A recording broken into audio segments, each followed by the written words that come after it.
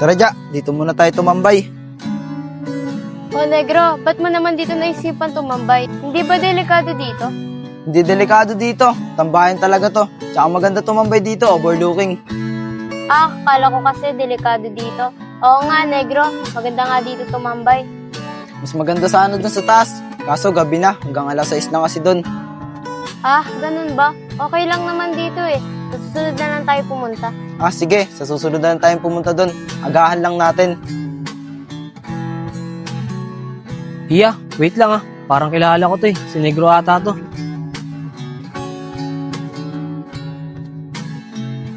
Negro, anong ginagawa mo dito? Oh, Aaron, ikaw pala yan. Ito, namasyal kami ng jowa ko dito.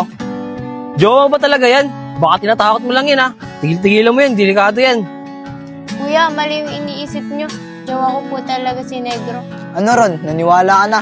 Siya nga pala, sino kasama mo dito? Ah, si Iya, yung kasabay natin kanina. Iya, tara dito. Ito Ron dito rin pala kayo nagde-date ni Iya. Hindi ah, namasyal lang kami dito. Tsaka alam mo naman, di ba, nakaibigan ko lang siya.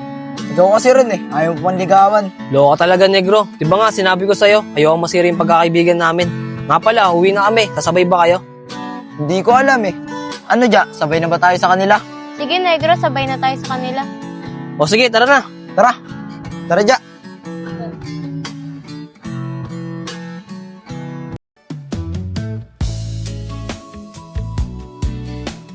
Chat ko nga si Iya.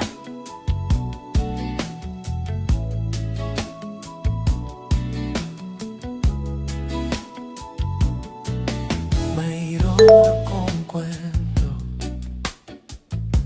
isang love story na nangyari sa kanto. Habang ako'y papunta sa aking trabaho, ay may tumatakbo at bigla na lang kaming dalawa'y nagkabunggo. Ako'y nagtataka. Ah, Negro, sino nga pala hinihintay natin dito? Ah, si Aaron, yung katrabaho natin. Ah, sige. Oh, ayun na pala si Negro. Sino kaya yung kasama niya? Oh, ayun na pala si Aaron Aaron, si Justin nga pala, bagong katrabaho natin. Ah, ganun ba? Aaron nga pala. Justin nga pala. Siya nga pala Aaron, baka may kilala pa pwede ipasok sa trabaho natin. Kulang pa kasi tayo eh. Sakto, Negro. Yung dati kong katrabaho. Wala rin siyang trabaho ngayon. O sige, mamaya sabihan mo na siya. Para bukas, isabay mo na sa trabaho natin. Sige, Negro. Mamaya pag-uwi, sabihan ko siya. O tara na, sumakay na tayo. Tara.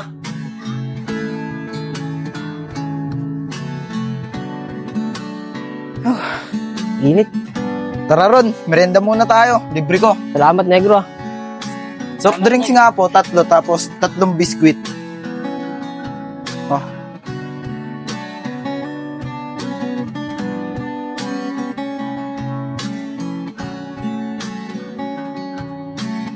Nga pala, Negro. Birthday ko sa Sabado.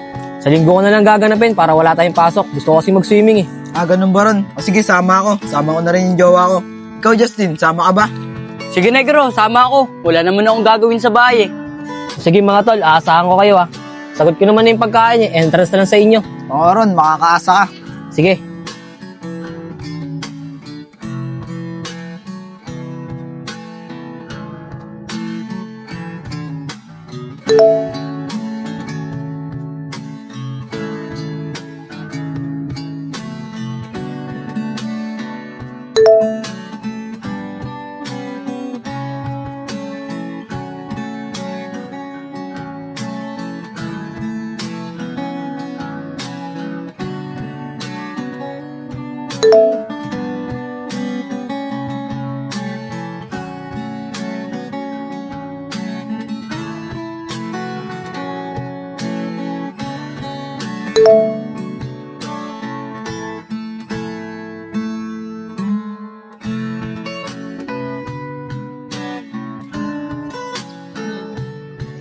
O Aaron, mukhang kinikilig ka sa kachat mo. Sino ba yan? Di, si Iya yung kachat ko.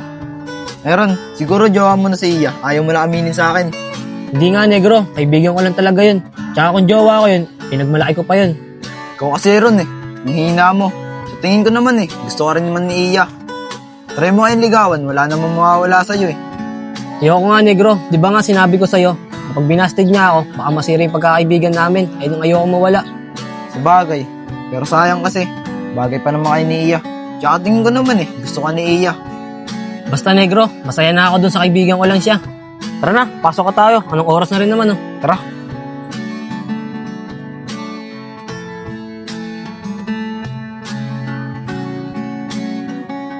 Ano Ron, inom tayo mamaya. Sagot ko na.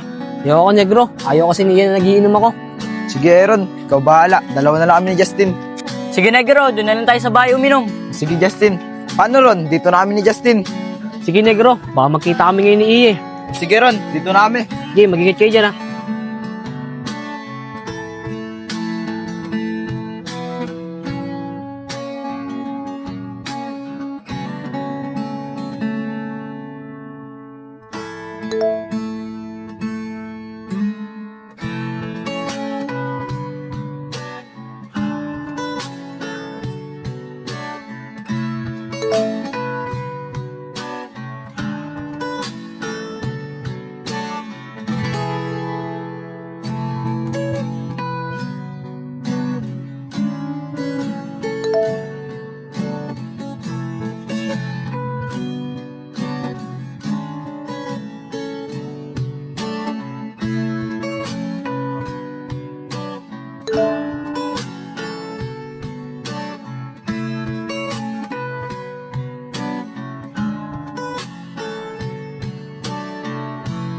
Iya, buti hindi ka pa nakakauwi. Kaya nga buti na lang chinat mo kagad ako. Iya, yung inabot tayo ng gabi dito, pinagalitan ka ba ng ate mo? Hindi naman ako pinagalitan ni ate kasi alam niya ikaw yung kasama ko. Buti naman kung ganun. Tara na.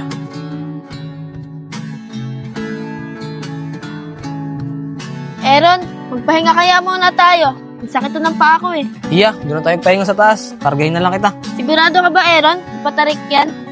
Kahit gano'n pa katarik yan, basta ikaw yung bubuhatin, hindi ako mapapagod dahil ikaw yung kasama ko.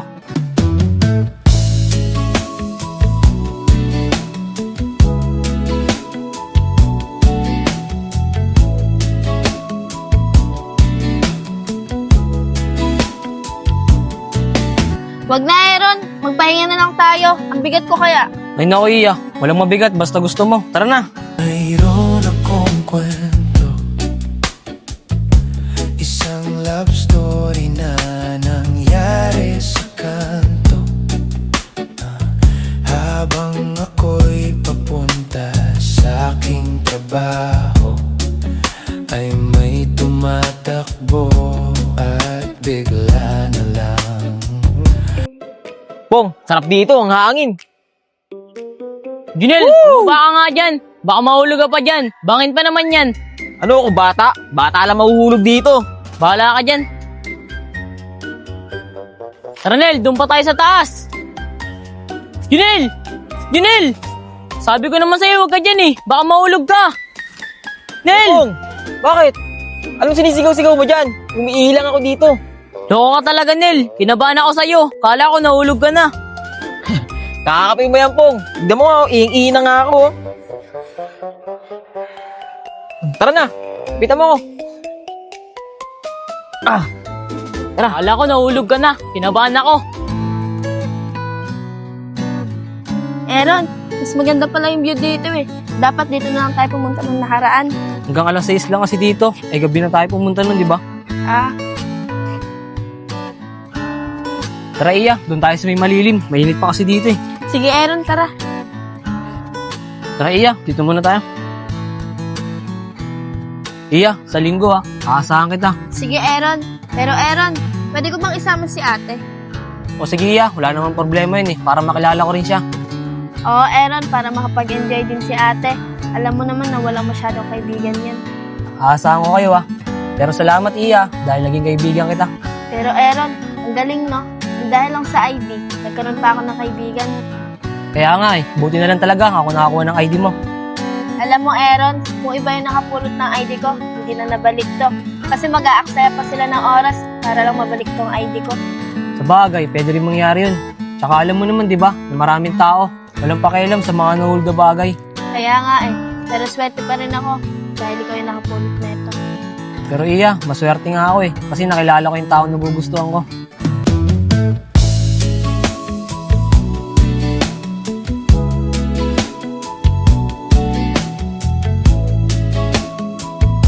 Puro ka naman ganyan, Aaron eh. Mahina ka naman. Anong mahina? Eh binuhat nga kita pataas dito. Ay nako, Aaron. Napaka-slow mo talaga. Ano ba Iya? Di ko maintindihan yung mga sinasabi mo. Tara nga dito. Mayroon akong kwento, isang love story na nangyari sa kanto. Habang ako'y papunta. Pong, sarap talaga dito tumambay, no? Kaya nga eh. Ganda ng tanawin. Tsaka marami pang tao dito. Pong, si Aaron ata yun, tsaka si Iya. Kaya nga, si Aaron nga, tsaka si Iya. Dito pala sila nagde-date ha. Kaya nga eh, magjowa na siguro yung dalawang yan, Pong. Tara, punta natin. Tara. Oh, Nel, halika mo si Aaron. Tatapo tayo. Sige. Iya, hinalikan mo ako. di ah. Okay na naman sa akin eh. Kasi umalik sa akin yung taong gusto ko.